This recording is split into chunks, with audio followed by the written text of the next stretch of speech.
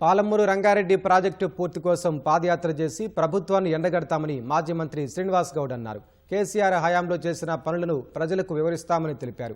BRS పాదయాత్ర అనగానే హడావిడిగా CM సమీక్ష చేశారన్నారు. నీటిపారుదల శాఖ అధికారులు లేకుండా సమీక్ష చేస్తే ఏం లాభమని ప్రశ్నించారు. ఏపీ ప్రభుత్వం కేంద్రం ఒక్కటయ్యాయని శ్రీనివాస్ గౌడ్ ఆరోపించారు. పాలమూరు రంగారెడ్డి ప్రాజెక్టు అనుమతులకు గోదావరి కావేరీ లింకు ప్రాజెక్టుతో లింకు పెట్టడం తెలంగాణ పాలిట ద్రోహమే అవుతుందన్నారు. కేంద్రంలో టీడీపీ అనుకూల ప్రభుత్వం ఉందని ఏపీకి అనుకూలంగా నిర్ణయాలు తీసుకుంటారా అని ప్రశ్నించారు. అలా జరిగితే సీఎం రేవంత్ రెడ్డిని చరిత్ర క్షమించదన్నారు. పాలమూరు రంగారెడ్డి జిల్లా ప్రాజెక్టు పైన 2.5 సంవత్సరాలు చూసేది లేదు. నీళ్లు ఇచ్చేంత వరకు మా పోరాటం ఆపం, ప్రభుత్వం మీద ఒత్తిడి చేస్తామని చెప్పి 2.5 సంవత్సరాలు అయింది. రివ్యూల మీద రివ్యూ చేస్తారు తప్ప ఒక అడుగు ముందుకే పోతుంది. ఇలా ఆంధ్ర ప్రభుత్వము కేంద్ర ప్రభుత్వము వాళ్ళు రెండు ఒకటైనాయి.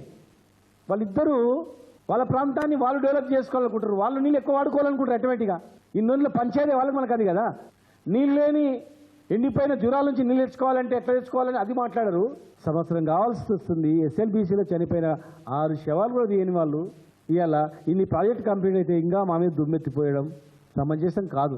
దయచేసి చరిత్ర క్షమించదు.